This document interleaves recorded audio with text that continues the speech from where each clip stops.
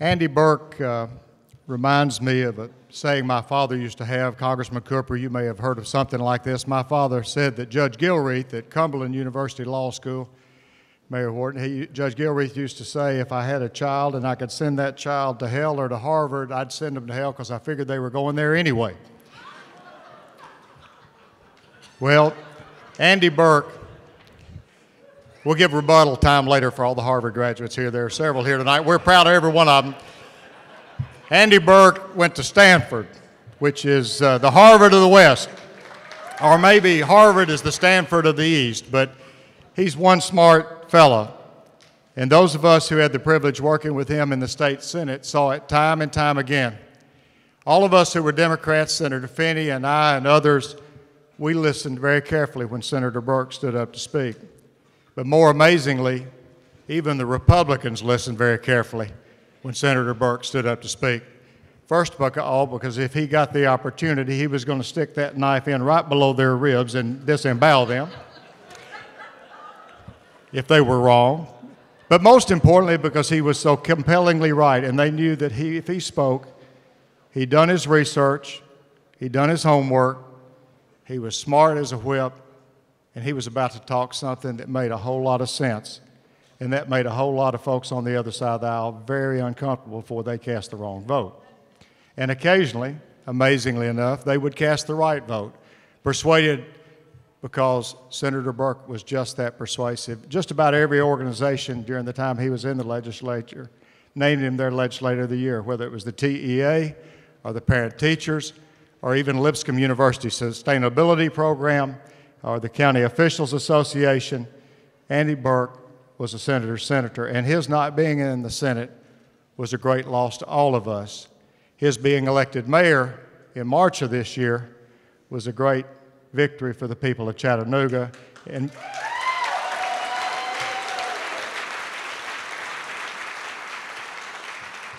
but to all of the Hamilton Countyans here tonight, let me just tell you, there's a whole lot of us in this room that we are looking forward to the day where we get a chance to vote for him again in the rest of this state, and he gets a chance to serve us. Andy Berke is outstanding. He'll be a great mayor in Chattanooga. I hope you'll make welcome Mayor Andy Berke.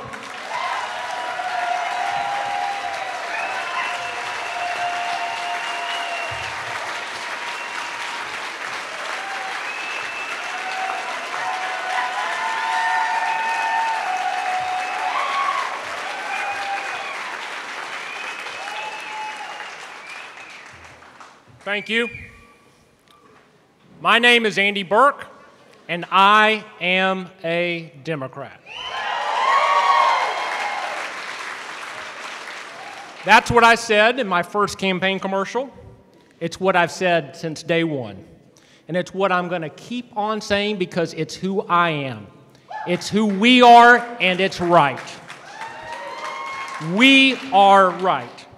Roy, now I want to make sure I tell you this. Thank you so much for getting me into the Musicians Hall of Fame. Unlike maybe Senator Kane with his harmonica and Congressman Cooper with his banjo, this is the only way I'm getting into the Musicians Hall of Fame. Now, when they have a Hall of Fame for playing Bruce Springsteen CDs too loudly in the car, I'm a first ballot selection. But we all know that music is what makes us go in Tennessee. Come to Chattanooga sometime for the Bessie Smith Strut, and I'll show you exactly what I mean. And since this is Jackson Day, we may as well tell the truth. I don't want any Democrat getting too comfortable in a museum, because there's a tendency these days to look at the Tennessee Democratic Party like the beautiful mandolins on these walls. Every year we talk of Estes Kefauver and Al Gore, Ned McWhorter and Phil Bredesen, Jane Eskin and Lois DeBerry. We get a little damp in our eyes, a little grayer on top, and a little sadder in our hearts. I hear from so many who want only to talk about our past, as if that is all there is. Well, I'm here tonight to tell you, stop it. It's time to change our tune.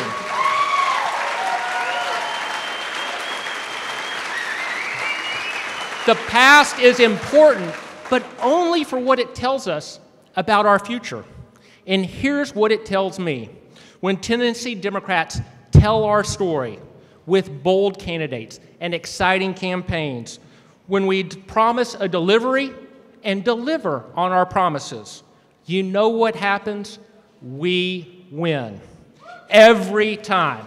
And you know why? You know why? It's because we are right. How do I know this? I know it because it's happening all around us. It's happening because of the mayors with whom I'm here tonight. They are building a new narrative in our state.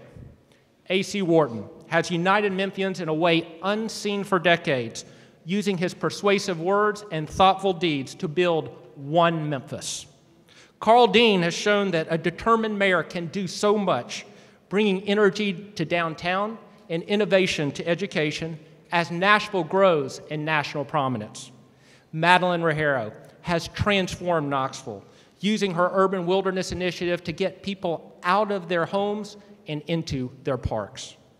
More than 2 million people now have a Democratic mayor here in our state.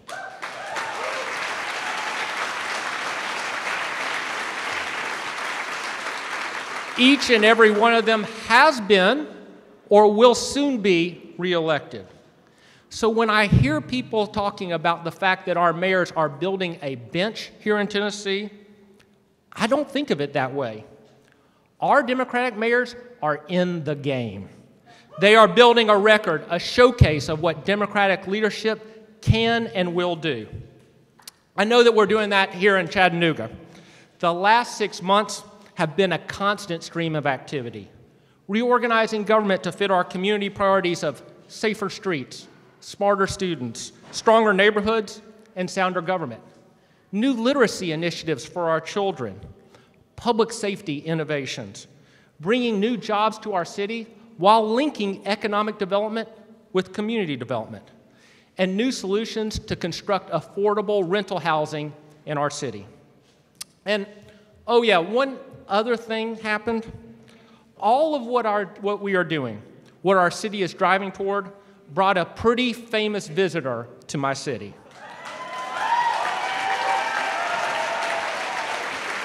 One of the greatest thrills of my life was welcoming the President of the United States, Barack Obama, to my hometown.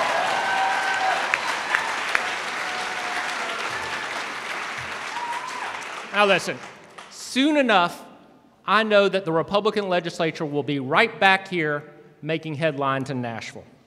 And I remember a little something about them.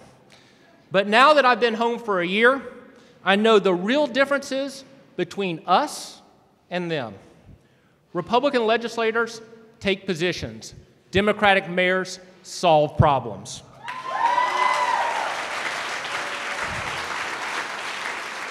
We Democrats talk about what we hear in our communities in which we live and work. Republican legislators talk about what was said yesterday on Fox News. The measure of our success is in the lives of our citizens. Are we better educated, more prosperous, healthier, better able to find our way in a diverse and complex world? How do Republicans measure success? I'm not really sure. Somebody go ask the Tea Party. We look forward. They're always looking over their right shoulder. Our policies are based on democratic values. They also happen to be Tennessee values. We believe that people, when given a chance, with everyone at the table, will move our communities forward. We believe that an excellent public education gives all our children the best opportunity to succeed. We believe a free and fair market is not only best for business, but for workers. And we don't believe that corporations are people too.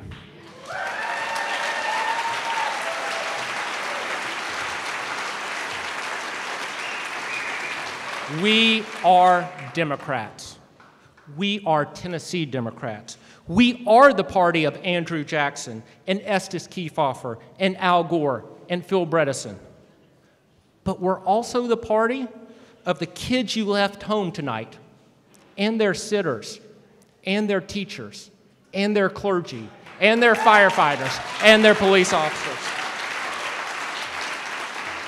All races, all nationality, male and female, gay and straight, all of God's wonderfully and fearfully made beloved creatures.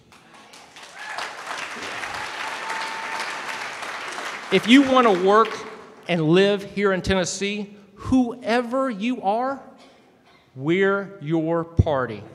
And the sooner all of us here remember that and get to work for the people of Tennessee, the better for our state.